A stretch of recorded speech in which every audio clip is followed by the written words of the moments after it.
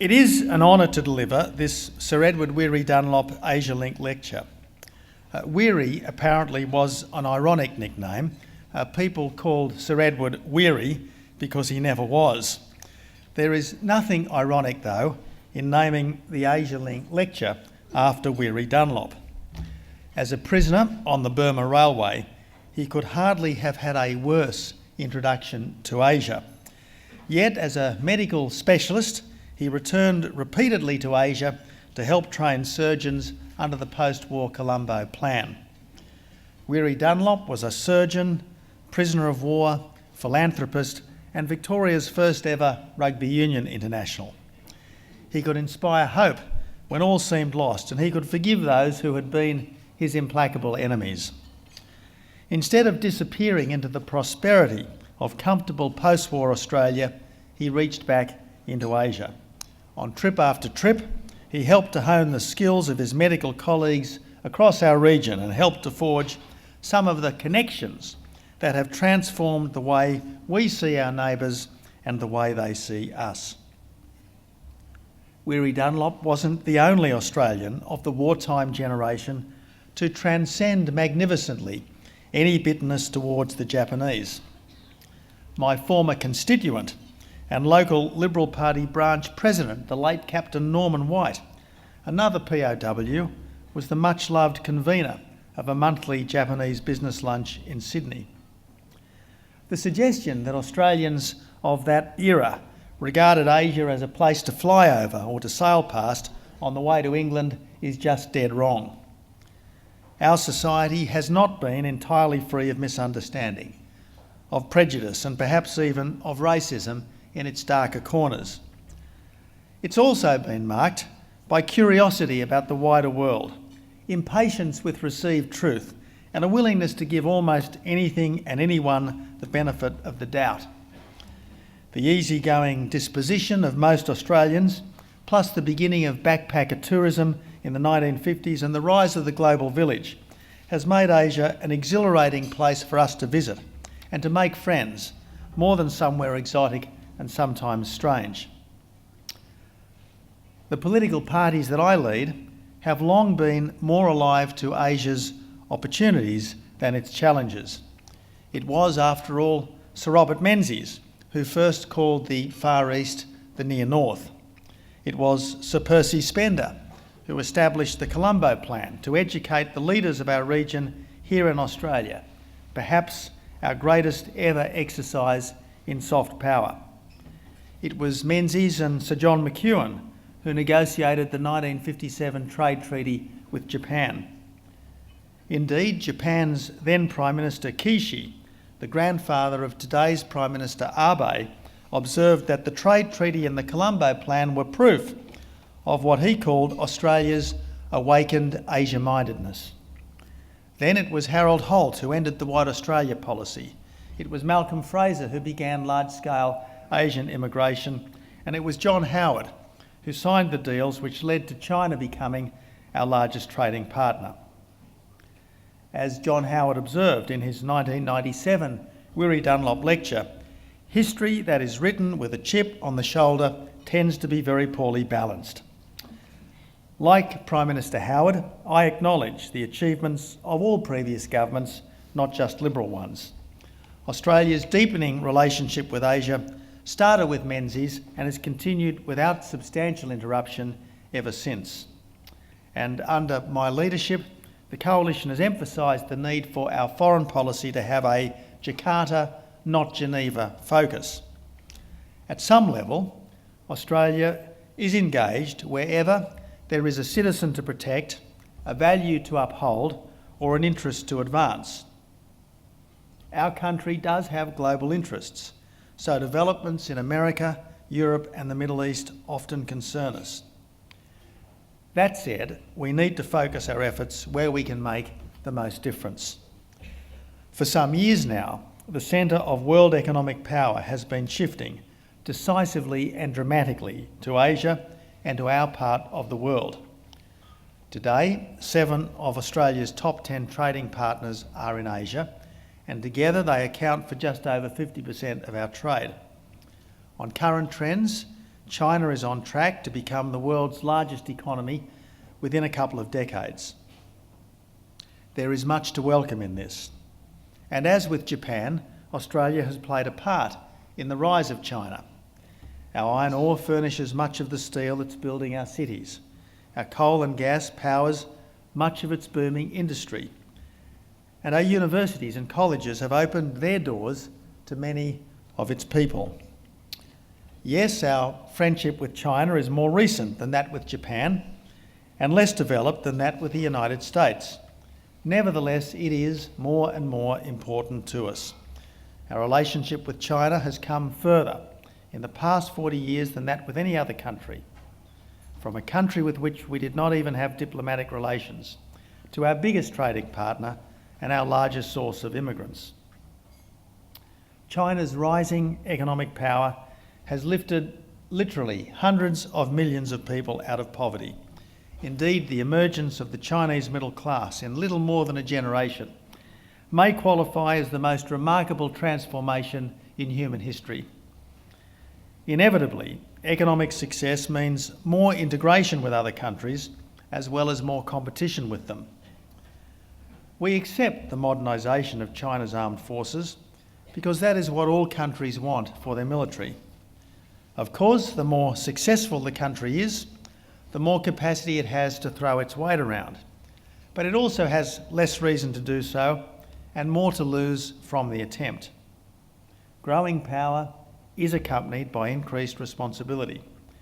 And in Australia's experience so far, a stronger and more confident China has been a better friend, and there is no reason why this shouldn't be the experience of other countries too. We already have a strong relationship with China based on shared interests, and I would hope that over time it might be based more on shared values too. The rise of China, of course, is just one part of the more general rise of Asia. Within 50 years, another Asian giant, India, is likely to be among the 3 largest economies in the world. With India, Australia has democracy, the rule of law and the English language in common, not to mention cricket. India is also a source of migrants to rival China and the United Kingdom. Partly because of India's long preoccupation with the non-aligned movement and statist economics, and partly because of Australia's historical amnesia and fascination with China, this relationship has been neglected.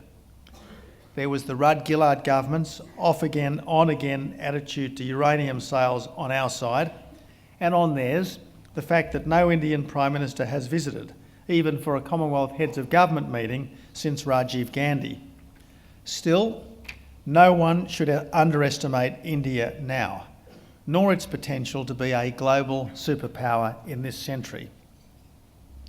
Although Japan has hardly grown economically in the past 3 decades, it remains the world's 3rd largest economy, a mature liberal democracy, Australia's 2nd largest trading partner, and an important military ally.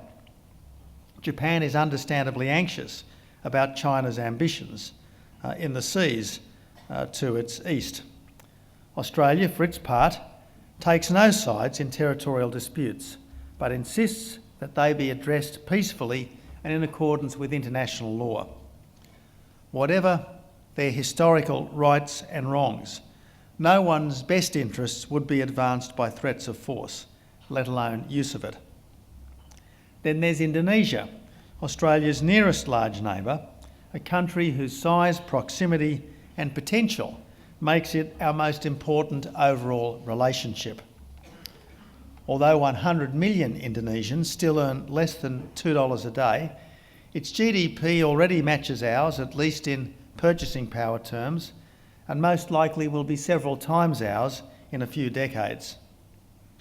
With India, Indonesia is the emerging democratic superpower of Asia. Being Indonesia's trusted partner, I have to say, is easier said than done, given the media's tendency to play to stereotypes and past disagreements over East Timor. Still, there is already a very, very wide range of military and academic interaction, plus the affinity born from hundreds of thousands of Australian tourists in Indonesia every year and tens of thousands of Indonesian students here in Australia. Over time, I hope to see more Australian students in Indonesia and more Indonesian tourists in Australia as Indonesia's economy grows and our mutual understanding expands. In the meantime, the new government here is working on structures that can absorb the passions unleashed when Australia could be made to seem oblivious to Indonesia's goodwill, or when Indonesia could seem hard on an Australian citizen. Now challenged over whether he was pro-Asia or pro-America, John Howard famously observed that Australia did not have to choose between its history and its geography, particularly as America remains deeply engaged in the Asia-Pacific region. Almost uniquely for a great power, America has used its strength not to weaken others, but to strengthen them. And that's why a strong America is good for Australia and for our friends and neighbours in the region. More or less openly, almost every Asian country wants to retain a strong American presence. Even China understands how much it has benefited from the global stability and economic freedom that US power has largely brought about. Any significant decline in the United States' influence and interest in our region would be significantly destabilising and therefore bad for everyone. The growing economic strength in our region gives Australia more opportunities. But if not matched by commensurate strengthening of our own economy, it also makes us more vulnerable. So a stronger economy is the foundation of successful foreign policy as well as of successful domestic policy. Cutting taxes and reducing red tape to boost productivity is ultimately as relevant to our international standing as it is to our domestic prosperity. The Coalition's economic reforms are not at odds with any aspect of our foreign policy, but are necessary to make all our policies work to their best. Redirecting flagged future increases in spending from foreign aid to domestic infrastructure will help to bring about the stronger economy on which our international standing rests. After all, Australia's international clout does not rest on the size of our aid budget, but on the size of our economy and the weight it gives us in the wider world. Regardless of the relative size of the aid budget, during disasters and emergencies, Australia will always be there to lend a helping hand. John Howard's swift gift, for instance, of $1 billion to help Indonesia recover from the Indian Ocean tsunami was an important element in the growing rapport between our countries. Indonesia is Australia's largest recipient of foreign aid. At some point, Indonesia's overall economic strength will make further Australian aid unnecessary, as has already become the case with China and India. As far as possible, Australian aid should be designed to enable other countries to stand on their own 2 feet as quickly as possible. It's good that our citizens contribute to a range of charities dedicated to improving the individual lives of poor families in poor countries. The Australian government's aid, however, should be directed towards improving other countries' governance and strengthening their economies. And reducing the rate of increase in the aid budget over the next few years will enable the new government, our government, to ensure that our aid really is best targeted and most effective. Aid, after all, must mean doing good rather than merely feeling good. The government retains the Millennium Development Goal aspiration of spending 0.5% of gross national income on aid, but is concerned that it not reinforce stereotypes of a rich first world and a poor third world that are already being rapidly overtaken by events. In any event, trade rather than aid is the best way to boost sustainably poor countries' prosperity, as the extraordinary success of Singapore, Hong Kong, Taiwan, Korea, Thailand, Malaysia, and more recently China and India abundantly demonstrate. The more quickly countries can integrate with global markets, the better for their citizens. Now, Australia generally allows the products of our Pacific Island neighbours freely to enter our markets. We support freer trade on a multilateral, plurilateral and bilateral basis. We already have free trade agreements with New Zealand, the United States, Singapore, Thailand, Chile and Malaysia, and are working on them with Japan, China, India and Indonesia. Then there's the Trans-Pacific Partnership free trade negotiation, which is making good progress. But tonight, as Mark alluded to, I can confirm that a free trade deal has been successfully negotiated with South Korea, subject only to detailed consideration by the Cabinet and by the Parliament. This is a very significant breakthrough towards a deal that started in 2009 but has been stalled for the last 18 months. Better access to Korea for Australian agricultural produce will help Australian farmers and Korean consumers, while better access to Australia for Korean manufactured products will help Korean workers and Australian consumers. As the history of the world abundantly demonstrates, wealth cannot be enjoyed without being shared. In this way, the desire for a better life can drive the kind of interactions which ultimately change human hearts and build a better world as well as a richer one. The universal dream of a more peaceful, harmonious world will only be achieved if people everywhere are more aware that what unites us all is more important than anything that divides us. This means encouraging people to put themselves in others' shoes so that everyone is more drawn to the golden rule of ethics, to treat others as you would yourself be treated. In our own region, this means more Australians who can speak Asian languages, catch cultural meanings and navigate local networks. It means starting with children at school, because the decline in the study of foreign languages is a worrying erosion of Australia's broader international literacy. In 1960, for instance, 40% of Year 12 students studied a second language compared to just 12% today. Asian language take-up has been steadily declining, even over the past decade, such that barely 1,000 Year 12 students across our country are now enrolled to study Indonesian, and the new government will work with the states to reverse this trend.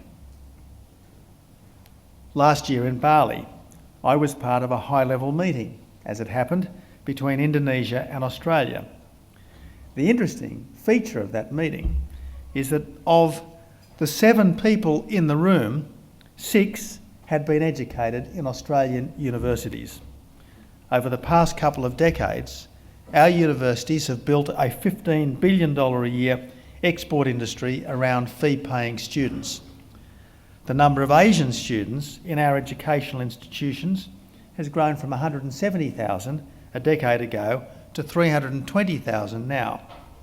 Of the 2.5 million international students here over the past decade, no less than 1.9 million have been from Asia. This is a largely market-based version of the old Colombo plan. And the new government wants to do more. We want international education to be a two-way street. Our new Colombo plan will be different and better than the original through adding an outward-bound component to the original inward one. Yes, our region has much to learn from us, but we also have much to learn from our region.